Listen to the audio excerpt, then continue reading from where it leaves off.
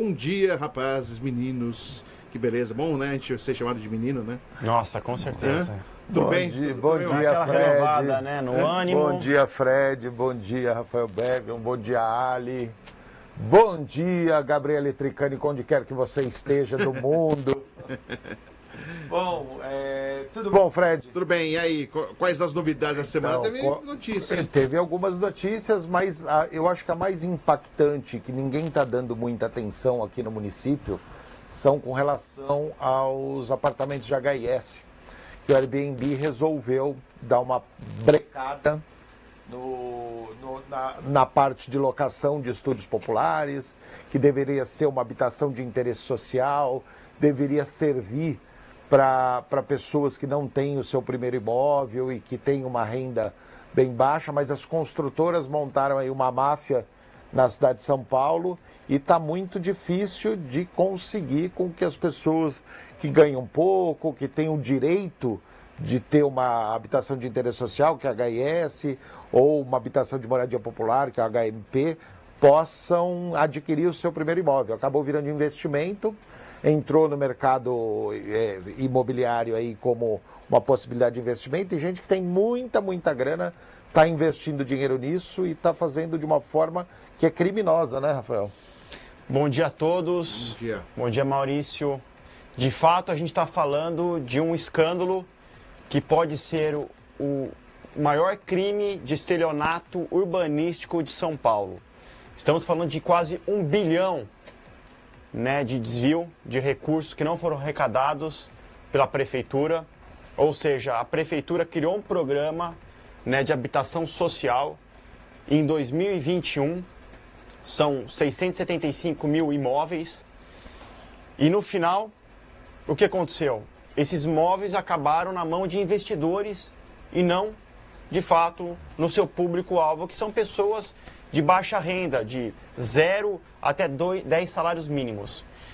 Então, como é que a gente explica isso, Maurício? Essa corrupção, né, desenfreada, porque você tem um projeto que sai da prefeitura, a incorporadora monta o projeto, vende o projeto para investidores, o cartório passa pelo cartório, o cartório que deveria ser o guardião da legalidade, não pede a comprovação dessas pessoas para de fato se atestar que são de baixa renda, a pessoa compra, esse processo fica por anos acontecendo e a prefeitura não fiscaliza.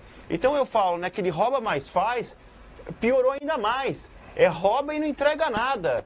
Quer dizer, no final a gente tem um sistema no Brasil que projetos desenvolvidos, né, públicos, eles não estão nem um pouco preocupados com o destinatário final, com o seu público de fato que até justificou a criação desse projeto. Né? Como é que a gente teve um escândalo desse todo, que a gente está falando de novo de 1 bilhão, e a prefeitura não fiscalizou, não se interessou de fato em quem estava de fato adquirindo esses imóveis? Politicamente, tem uma CPI na Câmara que está acontecendo, mas tinha sido proibido pela Justiça, e aí conseguiram derrubar na Justiça, a Procuradoria da Câmara conseguiu derrubar, e ela está ocorrendo hoje. O presidente dessa CPI é o vereador Rubinho Nunes, que tem muito a ajudar a cidade de São Paulo, mas isso deixou de ser, eu acho, um negócio muito menor. É o que você falou, são 600 mil imóveis que deveria estar na mão das pessoas que ganham menos, e está na hora da Polícia Federal e o Ministério Público investigar isso, responsabilizar tanto as construtoras quanto os investidores, porque ninguém comprou apartamento enganado nessa situação. É um esquema que você disse, o cartório está envolvido nisso, a prefeitura acabou não fiscalizando da forma como deveria, e o que precisa é a Polícia Federal e o Ministério Público entrar muito forte nessa situação, porque é criminoso o que está acontecendo, as pessoas têm o direito a ter esses apartamentos, e está muito solto, e tem muita gente ganhando muito dinheiro nisso. É o que você falou, eu acho que realmente é o maior caso de estelionato imobiliário que nós já tivemos na cidade de São Paulo, E se isso estiver sendo replicado por outras cidades, eu não sei como é que está, e a gente precisava pegar e fazer a nossa parte de jornalismo e ver como é que isso daí está acontecendo em São Bernardo do Campo, Rio de Janeiro. Santo André, Rio de Janeiro. Já tem indícios já, viu, Maurício? Existem muitos indícios e talvez tenha transformado os milionários em bilionários aí com esse sistema de investimento. O Airbnb, se não tomar a sua providência, tem que ser responsabilizado também. Tá? O Airbnb tem muito imóvel aí. O Airbnb deu uma de João sem braço.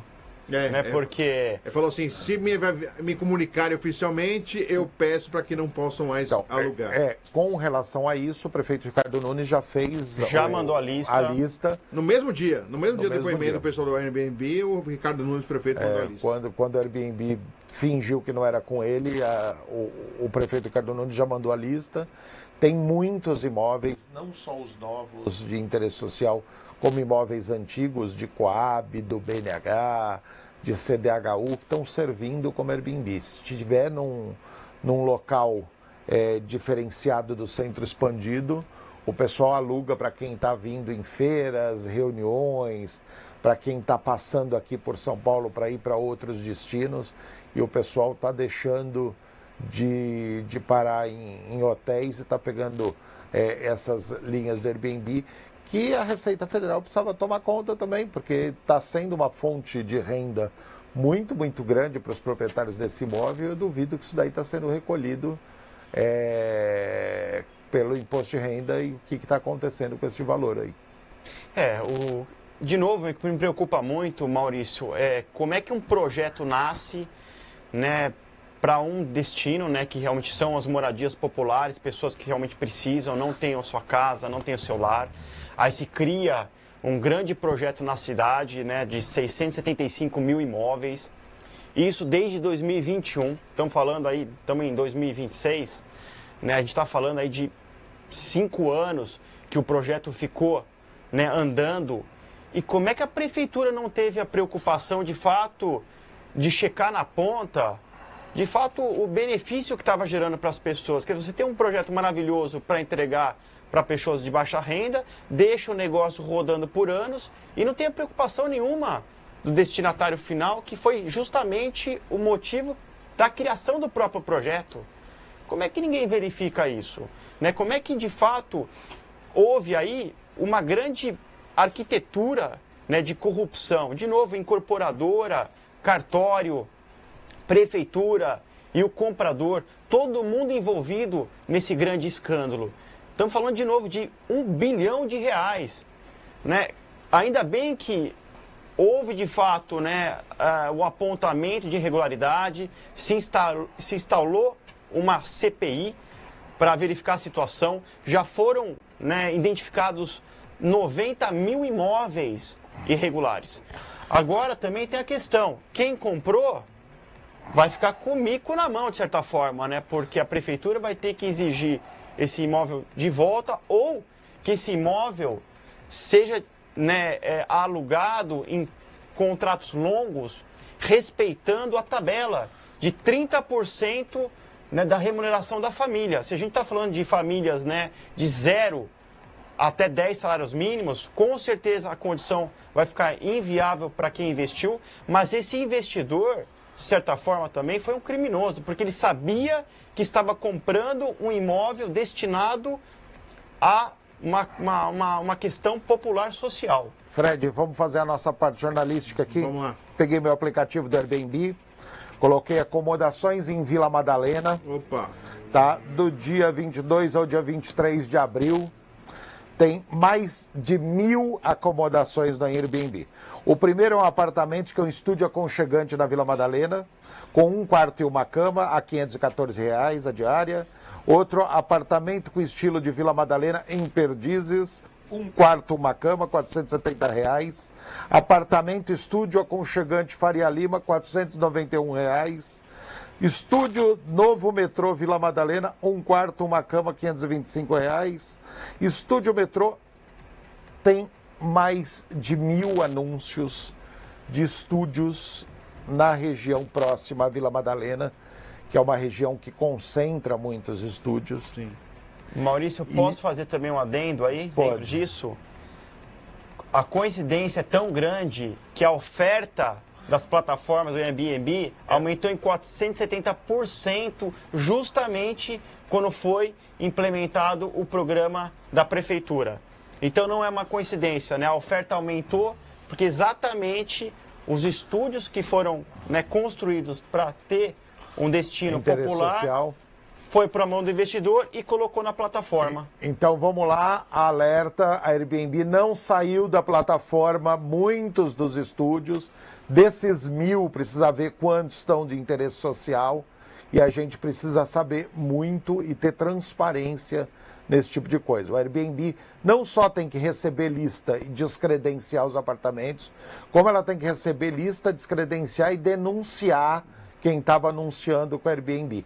Não só Airbnb, tem um monte de outras plataformas aí. Eu posso até citar, não citando o nome, mas uma imobiliária famosa que faz uma propaganda potente aqui em São Paulo, vende imóveis no sentido HMP sem comunicar quem está comprando que é um HMP. E a pessoa só vai saber, e assim, não é uma pessoa se aproveitando do fato de ser um HMP. A pessoa não sabe que é um HMP, que existem restrições. Você tem até 10 salários mínimos, você não pode vender em 10 anos, você tem que ficar no imóvel. Então existe legislação até para aquele que compra e não sabe. Porque tem aquele que compra e não sabe. Mas está na matrícula, Fred, e outra... Não, sim, na matrícula quando vai para o cartório, você fica sabendo. Mas na hora que você vai fazer a compra com o vendedor, quem tem que comunicar é ou o vendedor ou a própria imobiliária. E eles não comunicam. E aí o negócio já está quase feito, a família já foi visitar, já começa a imaginar o local, né, já deu o sinal. Então se faz de uma forma que a pessoa fique meio que amarrada para não sair disso. Só que a pessoa está entrando se ganha mais do que o permitido, se tiver uma fiscalização, vai pagar multa, porque sobra para quem comprou e não para quem vendeu. Isso que é uma das regras também é essa. E então, uma imobiliária já foi, que é conhecida e só age da maneira virtual, né, com o aplicativo, já foi condenada, inclusive, na Justiça de São Paulo. Exatamente, Fred. Com a investigação, já foram aplicadas 31 milhões de multas para duas, né, construtoras incorporadoras, a MAR e a MF7.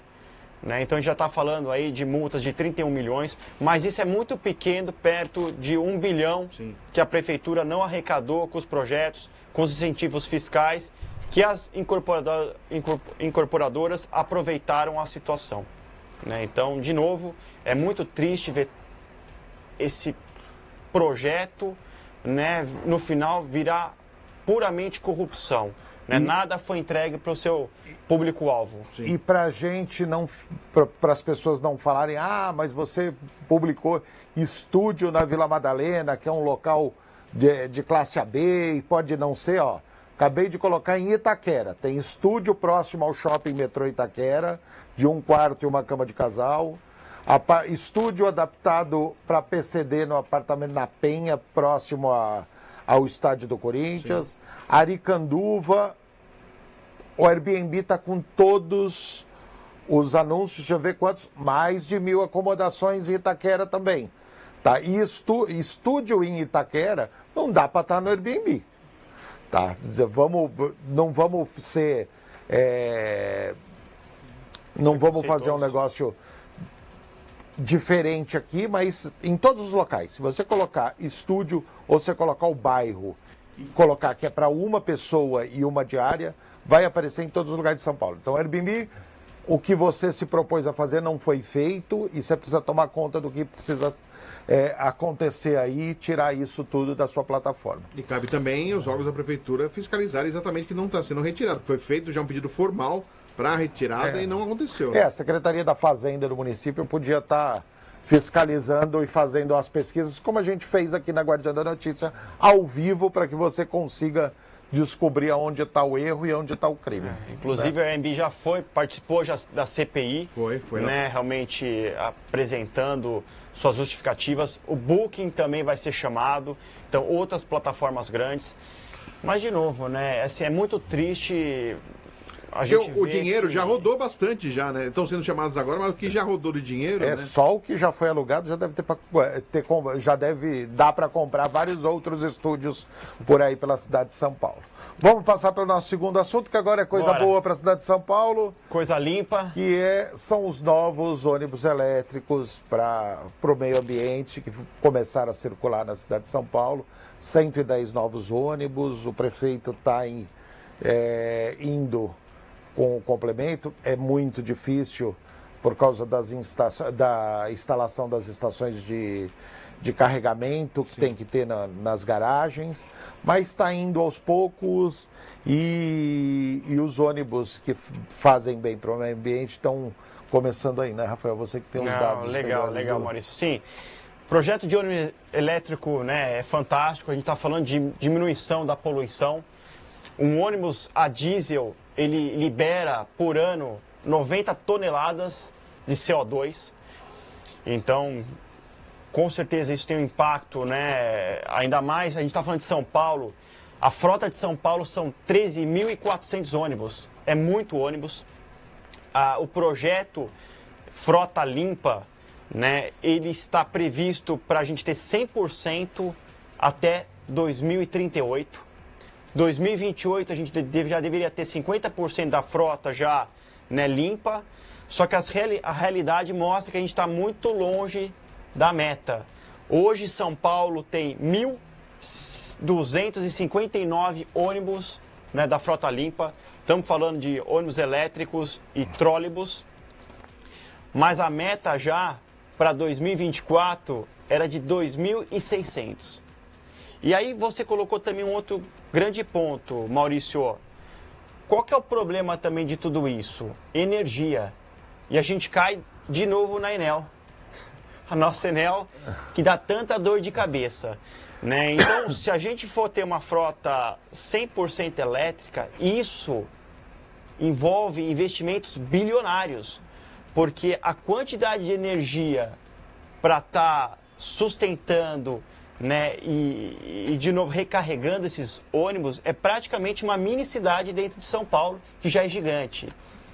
E o custo também, quem vai pagar isso? Aí entra uma briga, né? A prefeitura quer que a Enel assuma e a Enel, por outro lado, fala que não, isso deveria estar composto na tarifa e a própria operadoras de ônibus também deveriam financiar o projeto, que a gente está falando de bilhões, né? E aí eu também pergunto outra coisa, né, Maurício, para você. A gente já tem tantos apagões em São Paulo, o que acontece se tiver um apagão para conseguir carregar o ônibus elétrico? Como é que vai ficar o povo de São Paulo para ir até o trabalho, ou sim, para ir para seu lazer, necessitando do transporte público, com apagão e o ônibus não conseguiu recarregar? Você sabe, deixa eu fazer minha parte do idosinho do programa, que eu acabo trazendo histórias mais antigas aqui, de lembranças políticas aqui da cidade de São Paulo.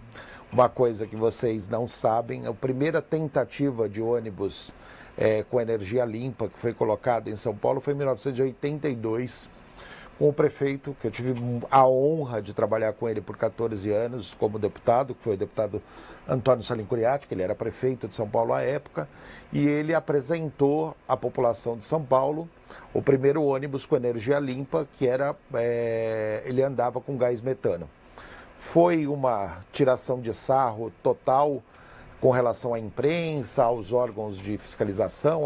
Teve que suspender um pouco esse projeto, porque bateram muito com esse negócio de ter um ônibus movido a lixo na cidade de São Paulo. E ele era um visionário, tentou, insistiu, colocou no sistema de transporte, e depois ele virou meio que uma coisa muito grande na cidade de São Paulo. Tínhamos muitos ônibus com energia movidos a gás metano. E eu não sei o porquê, quando aparece uma ideia bacana, se abre mão de outra ideia muito bacana.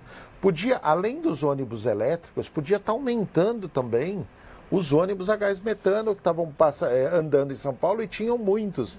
Agora, você insiste em uma energia renovável, você abandona outra. Hoje, São Paulo tem uma produção, eu não entendo por que que a gente não consegue dar uma sequência nos projetos bons e não abandonar um projeto para seguir outro. Eu acho que temos ainda muitos ônibus a gás metano, mas podia aumentar também, além de estar introduzindo os elétricos.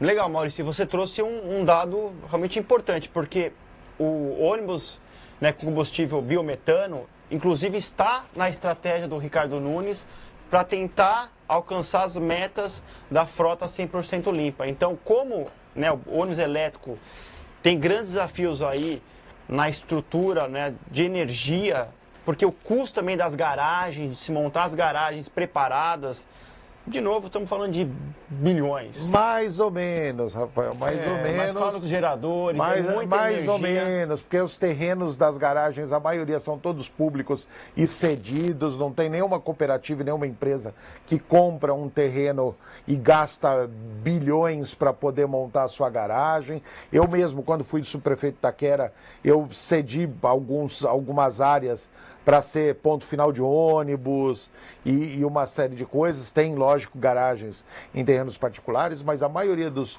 pontos finais, terminais e tudo isso é feito pelo poder público e é em terrenos do poder público. Então, mais ou menos, eu acho que a gente precisava também de uma transparência nos custos do ônibus, que é para a gente saber se esse valor de passagem que a gente paga é o que serve para garantir a operação do sistema.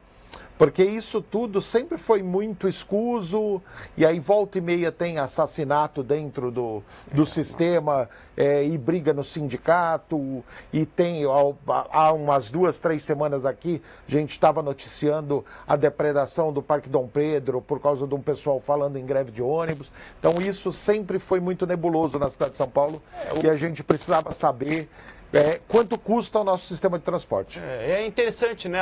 O custo também do ônibus elétrico, ele é estupidamente maior do que um ônibus a diesel. O ônibus a diesel, a gente está falando de 600 a 800 mil reais, que já é um valor de fato alto. Agora, um elétrico, ele chega a custar 2 milhões e meio a 3 milhões e meio cada unidade.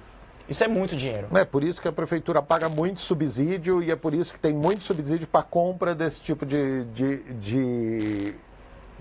equipamento. Então, eu acho que custa muito dinheiro, mas todo mundo, toda vez que lembra dos subsídios que são dados, ninguém olha para esse pessoal que é bilionário das empresas de ônibus e que todos ficaram muito, muito ricos e quanto eles estão tirando de dinheiro do governo, mas todo mundo olha para o Bolsa Família. Então, a gente precisava colocar na balança todos esses valores e todos esses formatos. Sem dúvida nenhuma, a gente precisa caminhar, né, para uma frota limpa, né, diminuição de CO2. O projeto tem, de fato, né, um final, um destino interessante para o meio ambiente. Agora, realmente a coisa impacta no dinheiro, né, Maurício? Como é que a gente vai comprar esses ônibus tão caros? Como é que a gente vai criar toda a infraestrutura, né, também para recarregar os ônibus? E, de novo, como é que a gente vai ficar na mão da Enel, que é uma empresa que tem dado tanta dor de cabeça, e se o apagão acontecer, a gente vai ficar com o ônibus parado? Então, é aquilo. Eu acho que é isso, mas você trouxe um dado que quem quiser pode fazer a sua conta em casa. Hoje nós temos 13 mil e quantos ônibus no sistema? 13.400. 13.400, mais micro-ônibus, mais uma série de outras linhas e vans que transportam toda essa linha. Pega esses 3.400 ônibus, multiplica por 600 pessoas por transporte por cada ônibus, que a média hoje transportada por ônibus são 600 pessoas. Aí, a hora que der o valor, você multiplica por 5,40, que é o valor da passagem, e aí no final você multiplica por 365 dias do ano. Você vai ver que esse sistema lucra e recebe muito dinheiro. Bilhões, 2 milhões para comprar um ônibus só. É muito pouco perto do que arrecada. São Paulo tem 12 milhões de habitantes, com todo a região metropolitana chega em os horários de pico a 16 milhões. O Brás, perto do Natal, chega a receber 2 milhões de pessoas nos eventos de Dia das Mães, Dia das Crianças, e principalmente o Natal, chega a receber 2 milhões por dia no Brás, e é um negócio absurdo, e muitas dessas pessoas vêm de transporte público. Então, é um negócio extremamente lucrativo, ninguém reclama. Não é à toa que as empresas de ônibus, tem até empresa de avião que foi montado pelas empresas que tocavam ônibus na cidade de São Paulo, e as companhias de avião acabaram surgindo, e é muito, muito lucrativo ter uma empresa de ônibus numa megalópole igual a cidade de São Paulo. É lucrativo pela operadora, mas... Deixa eu ser o Eduardo Mãos de Tesoura. Sim. Eu tenho que ir para o intervalo, para encerrar o Cidade Dentro da Cidade, para seguirmos com o download da notícia primeira edição. Pode ser? Pode Posso ser. dar esse corte? Não, vamos aí. Estamos encerrando, eu acho que encerramos agora os assuntos da cidade de São Paulo, e pode dar continuidade ao nosso intervalo, e a gente volta com o download da notícia daqui a pouco. Desculpe, tá um carrinho, mas era necessário. Quero agradecer a todos pela audiência aqui no Cidade Dentro da Cidade. Volta segunda-feira, a partir das 7 da manhã, com todas as informações aqui da capital paulista. Vamos para o intervalo e já voltamos, já dentro do download da notícia, primeira edição, para você. Vamos ao intervalo e já voltamos. Estamos no Arco Tabuleiro Paulista com Maurício Martins, Rafael Bergamo. Vão trazer assuntos, né, tanto de São Paulo como do Brasil, como do mundo. Estamos de volta. Recapitulando, paramos aonde, hein, garotos? Paramos agora, vamos iniciar Vida nova. o primeiro assunto do download da notícia, que é as pesquisas para o Senado. E tem Nós tivemos candidato saindo do forno aí também. Tivemos Datafolha essa semana, com o Haddad, o Alckmin e a Simone Tebet liderando, por espanto de todo mundo que analisa pesquisas, e é uma pesquisa séria, que é a Datafolha. O Haddad está em primeiro colocado, mas já está sendo anunciado como candidato a governador. O Alckmin está muito bem também na pesquisa de Senado, mas parece que vai ser o vice-presidente. E a Simone Tebet assumiu que vai vir candidata ao Senado pelo estado de São Paulo, aí, criando uma linha bem interessante do que está, né? Estamos absorvendo, sempre absorvemos candidatos a deputado que não moravam aqui, agora vamos absorver candidatos ao Senado. Já absorvemos o Tarcísio, que é um carioca aqui em São Paulo, agora, e absorvemos também Teve Eduardo Bolsonaro também. Eduardo Bolsonaro, Tiririca, Rosângela Moro. A gente teve o Mário Frias, que mora no Rio de Janeiro. A gente tem coração de mãe aqui, né? A gente tem muito deputado que nem aqui mora e que leva as suas verbas e as suas emendas parlamentares para outros lugares. E aí agora a gente tem um Senado vindo bem forte aí, com o governo federal montando uma concentração no time com toda a base aliada aí. E o que você achou da pesquisa da Datafolha, Rafa? Olha, eu fiquei surpreso, Maurício. Realmente traz dados interessantes. A turma da direita sumiu. A gente só tem uma pessoa da direita aparecendo em sexto colocado, que é o Derrite. Então a gente tem, né, encabeçando Haddad, como você falou, ele vem para o governo. E quando o Haddad sai do Senado, ele favorece a Marina Silva, né, que ela acaba pegando os votos de quem votava no Haddad. Que também não é paulista. Mas muita coisa vai acontecer, né? Pesquisa Datafolha, eu lembro na campanha de 2018, Márcio França liderando as pesquisas, e no final ele ficou muito longe da vitória. Então, assim, eu não sei, Maurício... Mais ou menos, aquela campanha, eu sei porque eu trabalhei diretamente na campanha do astronauta, e era a pesquisa. Não, essa foi de 2022, que você falou 2018. 18 foi o Márcio França governador. Ah, sim, desculpa, é verdade. Que ele perdeu para o João Dória, aí foi por teimosia, e a margem foi pequenininha. Foi muito pequena. A do Senado foi 2022, que ele disputou com o astronauta. Perfeito. Não era tão cotado assim, ele que foi eleito. Exatamente, essa para Senado. E a população do estado de São Paulo elegeu o Marcos Pontes como candidato da direita, e era um direitista. Mal todo mundo esqueceu que ele tinha disputado pelo Partido Socialista Brasileiro do Márcio França uma cadeira de deputado federal alguns anos antes, e tinha perdido a eleição. Mas, como o pessoal da direita põe a mão em cima, todo mundo acha que é da direita. Se o Bolsonaro pôr a mão do Boulos e falar agora o Boulos é da direita, o Boulos está eleito com o voto do interior do estado de São Paulo, porque o pessoal acredita que é direita mesmo. Mas bem lembrado. Mas assim, voltando à questão da pesquisa, Maurício, eu particularmente estou muito desacreditado em pesquisas. O que eu vejo de falha em pesquisa hoje em dia, eu até diria que é criminoso. É uma discrepância de pesquisa para o resultado final muito grande. De novo, na campanha, né, de Senado do Marcos Pontes para o Márcio França, as pesquisas eram claras, né? Márcio França liderava com muita folga e não aconteceu na hora, né, realmente da gente abrir as urnas. Então, eu não sei se a metodologia realmente para o Senado não funciona muito bem. Eu acho que a gente ainda está, né, nem começou a campanha, ainda temos aí 5 meses praticamente, muita água vai rodar, mas de fato chama atenção, né? Simone Tebet super bem posicionada, segunda opção, né, de escolha para Senado. Você sabe, Rafa, que isso é o principal diferencial quando a gente faz análise política. É muito diferente a candidatura ao Senado quando tem só 2 candidatos e só elege 1, e a candidatura ao Senado quando se elege 2. Por quê? Porque todo mundo tem um primeiro voto. Agora, o segundo voto... vai nesse aí, né? Mais ou menos nessa... E é aquele negócio igual o Juventus da Moca. O Juventus da Moca, se fosse candidato a senador, seria eleito. Ele estava eleito como segundo colocado em todas as pesquisas. Por quê? Porque um vota no Corinthians, qual que é o segundo time em São Paulo? É o Juventus. Outro vota no São Paulo, qual que é o segundo time? É o Juventus. Então, a pesquisa, para ser analisada quando tem 2 cadeiras, é muito maluco. E vou dar um exemplo da última eleição que teve 2 cadeiras aqui, que foi 2018. A primeira vaga foi do Major Olímpio, que era o candidato Bolsonaro, que virou presidente da República. Agora, a segunda vaga ficou com a Mara Gabrilli, que teve 17,8% dos votos. Diferente do astronauta e do Márcio França, que foi 56 a 42 ou a 39, entrou um senador com 17,8.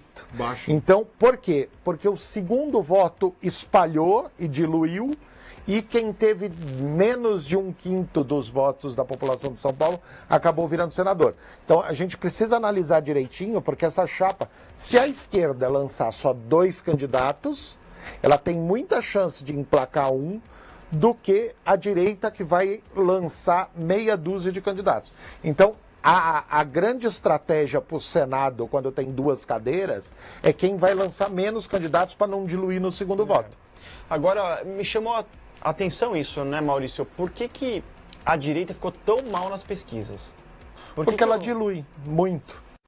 Se você for dar uma analisada, tem uma diluição muito forte, e a direita, Rafa, é o que eu falei aqui quando você falou do Márcio França, ninguém tem a menor ideia de quem é de direita.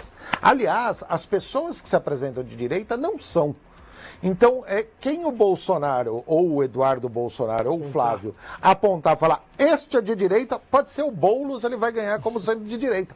Porque não tem a menor linha de saber. O Derrite é de direita? Mas ninguém pôs a mão ainda na cabeça dele falando, é esse. O Ricardo Salles, ele tem uma linha melhor, mas está num partido e ninguém sabe quem ele é, porque ele desapareceu da mídia e está tudo aí.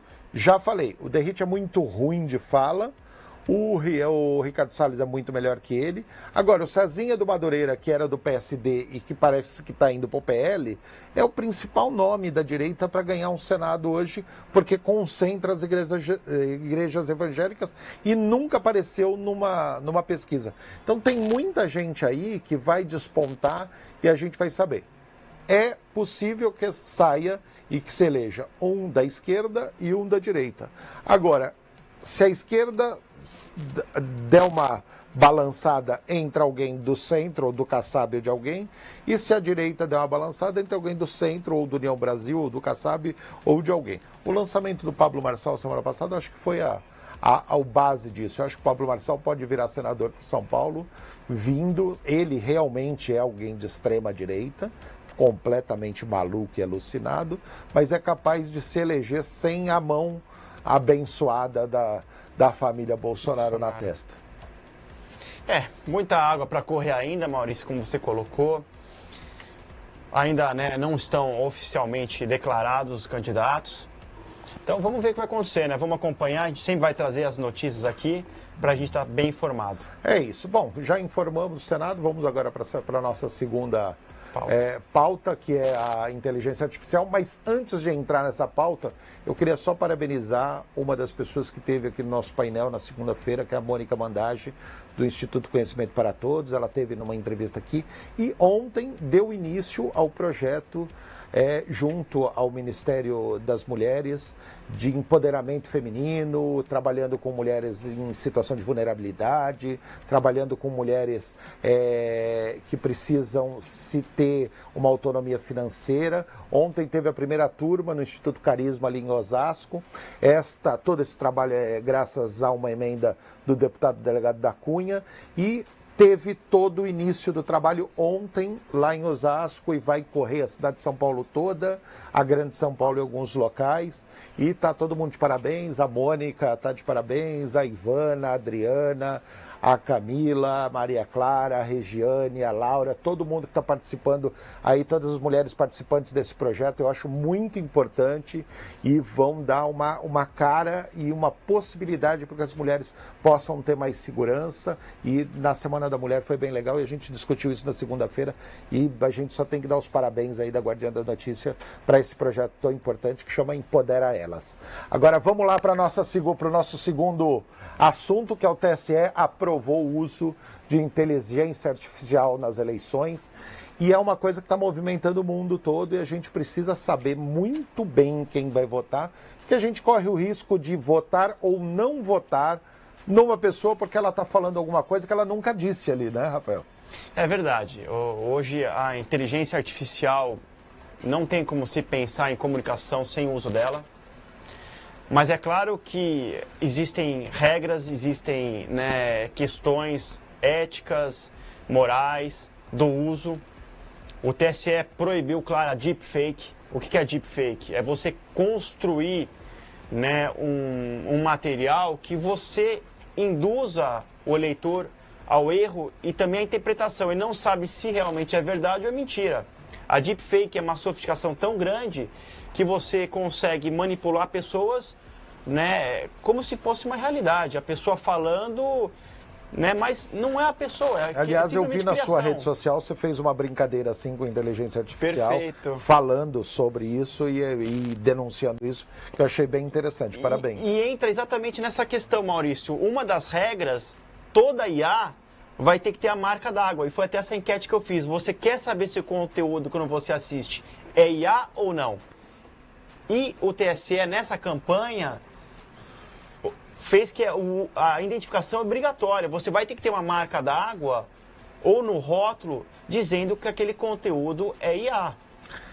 Agora a gente vai ter que torcer para a fiscalização. Da mesma forma que a gente discutiu dentro da cidade que a prefeitura e os órgãos de fiscalização não estão muito cuidadosos com relação a isso, a gente vai ter que torcer muito para o TSE dar uma linha nessa. E para o telespectador e para o ouvinte aí para o telespectador do Guardiã da Notícia, a gente trouxe duas IAs que foram feitas com relação à guerra do Iraque e que foram feitos por canais oficiais. Um pelo canal oficial do Iraque e o outro pelo canal do Irã, da guerra do Irã. E um pelo canal oficial do Irã e outro pelo canal oficial da China, colocando esse tipo de coisa. E quando é oficial esse tipo de provocação, esse tipo de embate, eu acho muito complicado. Eu queria que a Aline colocasse aí pra gente as duas... os dois filminhos de IA para que vocês vissem a perfeição que é todos os detalhes dela. We have no issue with civilians. Why did you attack the Manab school? Go on, lie, lie, lie, lie, lie.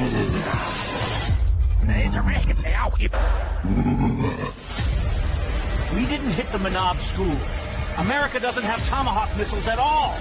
We care deeply about the Iranian people.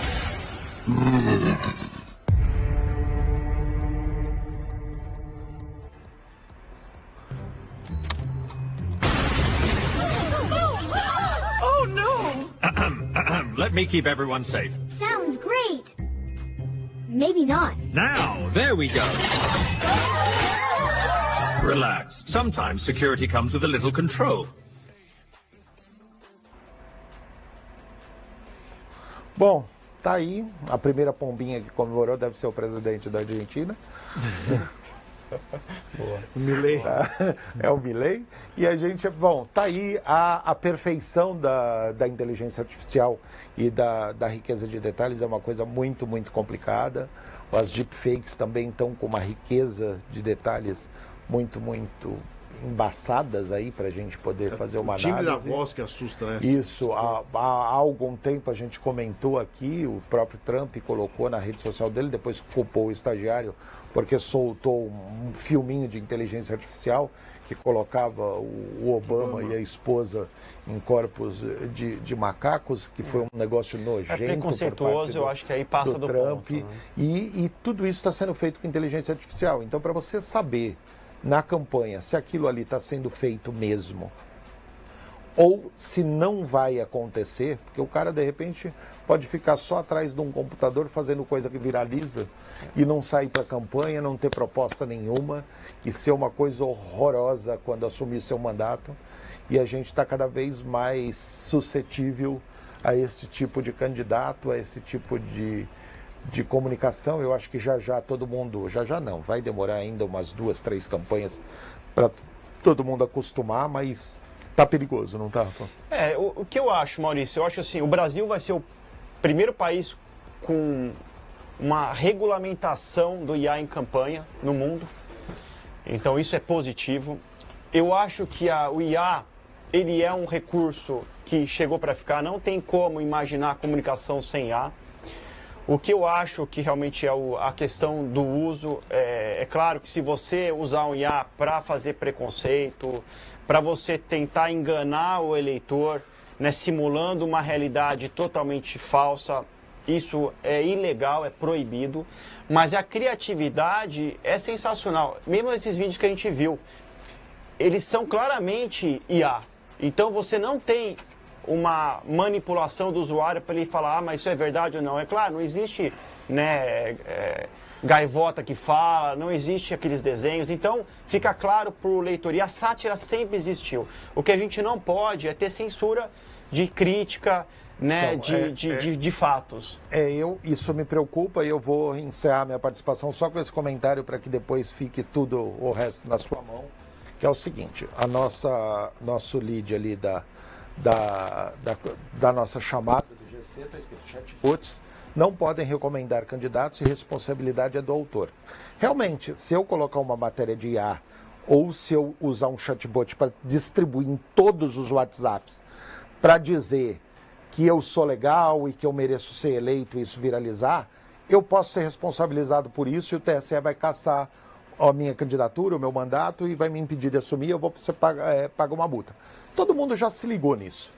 E é aquela brincadeira que o pessoal fala que chama a inteligência artificial para fazer um negócio, ela fala que não pode porque é ilegal, aí ele fala, se eu não quisesse cometer um crime, como é que eu posso usar a inteligência artificial para fazer isso? Todo mundo já se ligou que não pode recomendar candidato e a responsabilidade é do autor, e o autor vai ser responsabilizado assim como está sendo. Com isso, o pessoal está usando o chatbot para bater no adversário. Então, se tem 2 candidatos na mesma cidade, a IA e os bots de divulgação estão servindo para agredir o coleguinha, o principal adversário. Isso daí vai acontecer e já está acontecendo da direita com a esquerda e da esquerda com a direita o tempo todo. E as pautas que não servem para nada estão todos os dias nos noticiários falando sobre alguma coisa contrário ao adversário. E isso faz com que a polarização não termine.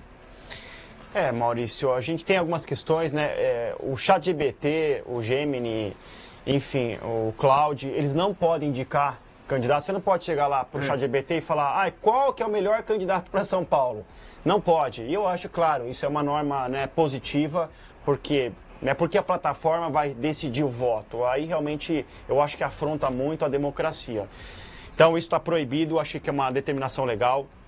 A gente também tem uma restrição de 72 horas antes da eleição, não pode nenhum tipo de IA, nem de fato as permitidas, né? Mesmo com rótulo, marca d'água, você não pode. Está bloqueado e depois, 24 horas depois da eleição.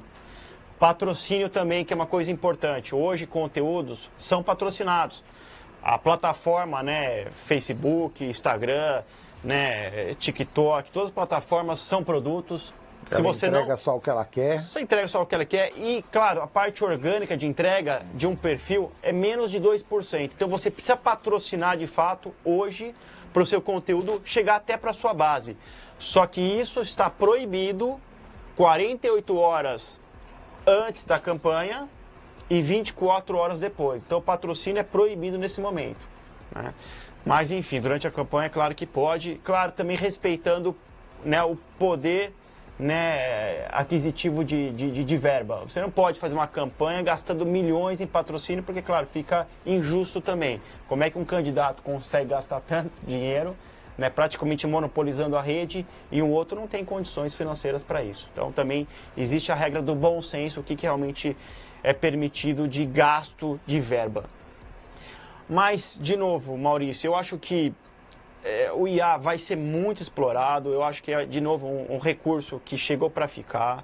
Eu acho que a partir do momento que ele respeita e ele não induz, né, o leitor a viver uma experiência que ele não saiba se é verdade ou não, eu acho que é legal.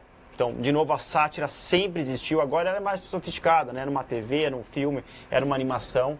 Então, a gente tem que respeitar, né, a liberdade, né, criativa. E aí a gente entra isso, Maurício, exatamente numa zona nebulosa, porque quem vai decidir de fato se um conteúdo foi criado para manipular e enganar o leitor ou de fato ele é criativo é o TSE. Então é um julgamento. Mas às vezes demora esse julgamento bastante tempo, né? Às vezes fica rolando, já até acabou a eleição, aí daí o TSE, na verdade... Fred, eu acho que assim, o TSE vai estar bem, né, assim, afiado, eu acho que eles vão agir de forma rápida. Eu acho mais justo. Outra coisa que você levantou que é legal, as próprias plataformas são corresponsáveis, então se elas demorarem para retirar o conteúdo, elas vão responder também por isso. Então o TSE também endureceu muito essa questão. Outra coisa legal, Maurício, é que na campanha do Pablo Marçal, ele criou uma indústria de cortes. E ele remunerava os melhores cortes. E o TSE ficou numa saia justa, porque não existia, de fato, uma lei clara que proibisse isso. E agora o TSE deixou isso declarado e oficializado. É proibido, né, você remunerar pessoas para fazer esses cortes, né, aquela intensidade que aconteceu. É proibido remunerar oficialmente, né? Vão ser remunerados. A legalidade vão ser remunerados e geralmente são essas as pessoas que partem para a ilegalidade.